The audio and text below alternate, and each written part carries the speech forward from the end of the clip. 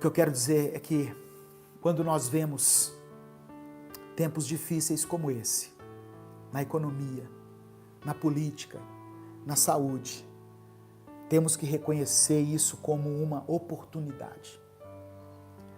E como é que nós vamos vencer, pastor, então, essa crise? Eu volto lá no texto. 2 Crônicas, capítulo 7, versículo 14. Se o meu povo, que se chama pelo meu nome, se humilhar e orar, buscar a minha face e se converter dos seus maus caminhos, então eu ouvirei dos céus, perdoarei os seus pecados e sararei a sua terra. Toda crise é uma oportunidade para que nós aprendamos alguma coisa, para que nós nos tornemos melhores, como seres humanos, como cristãos, como irmãos em Cristo, com os nossos familiares. Toda crise é uma oportunidade para nos tornarmos melhores. Amém? Então, eu entendo que esse momento de crise é um tempo de nós nos humilharmos diante de Deus, de nós buscarmos a Deus com mais intensidade e clamarmos para que Ele cure, para que Ele restaure a terra, para que Ele restaure a nossa nação. E refletindo nessas coisas, nessas mudanças, Deus me trouxe à memória o texto de 2 Crônicas, capítulo 7. 2 Crônicas, capítulo 7, que é um texto bastante conhecido. Versículos 13 e 14. 2 Crônicas, capítulo 7, versos 13 e 14. Aqueles que se tornarem membros do canal, eles recebem um link para um grupo que nós temos e eu vou compartilhar depois as anotações desse estudo lá no grupo, tá bom? Então vocês que já fazem parte desse grupo, talvez hoje ainda ou amanhã eu compartilho esse estudo lá no grupo com vocês. Amém, irmãos? Diz assim o texto, 2 Crônicas, capítulo 7, versículos 13 e 14. Se eu, isso aqui é Deus falando, tá? Se eu, o Senhor, fechar os céus, de modo que não haja chuva, ou se ordenar aos gafanhotos que consumam a terra, ou se enviar a peste entre o meu povo. Aí Deus fala assim, olha, verso 14, se o meu povo, que se chama pelo meu nome, se humilhar e orar e me buscar, algumas versões dizem assim, e buscar a minha face, e se converter dos seus maus caminhos, então eu ouvirei dos céus, perdoarei os seus pecados e sararei a sua terra. Aleluia. Obrigado, Senhor, pela tua palavra. Fala conosco aquilo que o Senhor quer que aprendamos com essa passagem. É o que nós te pedimos, em nome de Jesus. Amém. Irmãos, observe que no verso 13, Deus está assumindo a responsabilidade sobre aquela dificuldade. Deus estava dizendo assim, olha, se eu fechar os céus, ou seja, quem fecha ou quem abre os céus é Deus. Quem manda a chuva ou quem manda a seca é Deus. Quem nos proporciona tempos favoráveis, tempos de bonança ou tempos de escassez é o Senhor. Quem permite que nós passemos um tempo de adversidade, de luta ou um tempo de paz e bonança é Deus. E aí ele diz que se Ele permitir que essas coisas aconteçam, nós devemos buscá-lo, nós, o seu povo, que se chama pelo seu nome.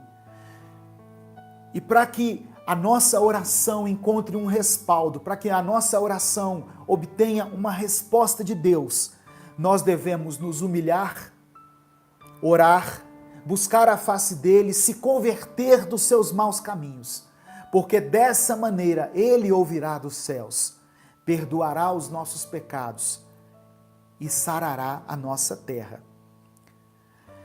Eu fico pensando o seguinte, será que Deus mudou? Será que Deus mudou os seus planos? Por que nós estamos passando por tudo isso? Malaquias capítulo 3, versículo 6 diz assim: porque eu, o Senhor, não mudo. Por isso vós, ó filhos de Jacó, não sois consumidos. Ele não mudou. Os planos de Deus não mudaram. O plano de redenção da humanidade não mudou. A graça de Deus não deixou de ser manifestada à humanidade.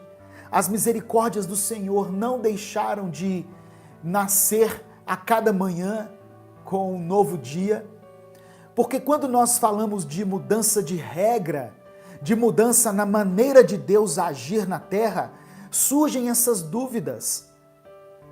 E além da nossa própria resistência a mudanças, o que é algo natural, nós temos que observar a natureza de Deus. E um dos atributos de Deus é a imutabilidade, ou seja, Deus não muda. Deus não mudou. Mas se ele não mudou, por que de repente o mundo mudou dessa maneira tão drástica? Tem um texto que eu separei aqui, Eclesiastes capítulo 8, verso 6. Eclesiastes capítulo 8, versículo 6, que diz assim, olha: porque para todo propósito há um tempo certo e um modo certo de agir. Para todo propósito existe um tempo certo e um modo certo de agir. Essa passagem, ela me fala de 3 realidades espirituais: propósito, tempo e modo. O propósito é o alvo, é o objetivo, a direção do que Deus faz. Efésios 1, ou melhor, Efésios 1, versículo 11, diz assim, ó: segundo o propósito daquele que faz todas as coisas conforme o conselho da sua vontade. Propósito, então, é a vontade de Deus. E Romanos 8, 28 diz assim: todas as coisas cooperam para o bem daqueles que amam a Deus, daqueles que são chamados segundo o seu propósito. Propósito, então, é a vontade de Deus. É aquilo que Deus estabeleceu. Eu falei que fala de 3 coisas. Propósito, fala de tempo. O segundo elemento aqui, nessa passagem, é o tempo. Então, muitas vezes Deus tem um propósito, mas ele não realiza de forma imediata, mas no tempo dele. No mesmo livro de Eclesiastes, capítulo 3, verso 1, uma passagem que você conhece, diz assim, olha: tudo tem o seu tempo determinado, e há tempo para todo propósito debaixo do céu. Então, assim como há um tempo para todo propósito humano, Deus também age dentro dessa dimensão para desenvolver o seu propósito aqui na terra.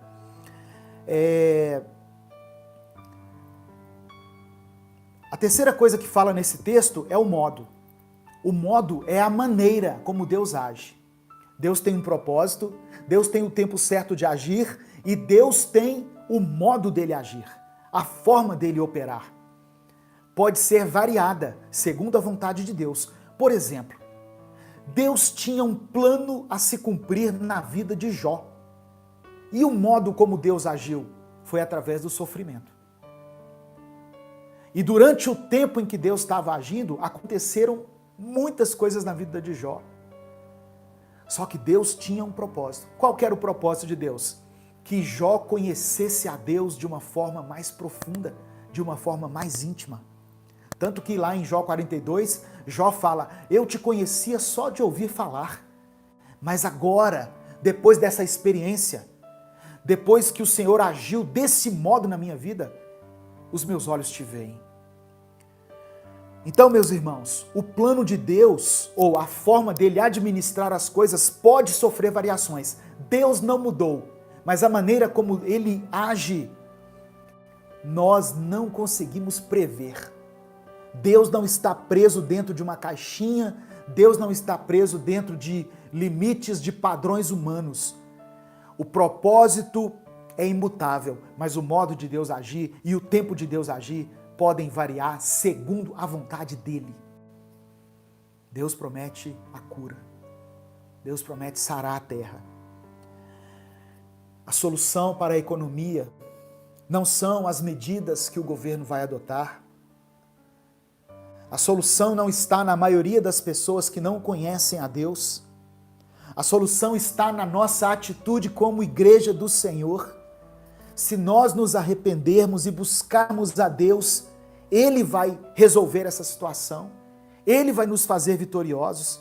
Da mesma maneira, a solução para essa situação política que o país vive não está na política em si, mas está na nossa oração, no nosso clamor, na nossa intercessão. A solução para os problemas da saúde não está no Ministério da Saúde, mas está em nos voltarmos para Deus. O propósito do Senhor não mudou, Deus não mudou. O plano dele continua sendo salvar os pecadores, levar as pessoas ao arrependimento. A verdadeira vitória que nós podemos experimentar está quando nós expressamos a nossa fé no meio das provações e nas tribulações. Quando nós temos fé em tempos favoráveis, nós somos vitoriosos, amém. Mas quando nós temos fé em meio às dificuldades, em meio às impossibilidades, aí nós somos mais do que vencedores. Não deixe que essas coisas separem você de Deus. Romanos capítulo 8, verso 35 e 37 diz assim: quem nos separará do amor de Cristo? Será tribulação, ou angústia, ou perseguição, ou fome, ou nudez, perigo ou espada? Em todas essas coisas, porém, somos mais que vencedores por meio daquele que nos amou. Deus quer que nós superemos essa crise. Não importa em qual aspecto da sua vida ela abalou você, Deus quer fazer de você uma pessoa vitoriosa.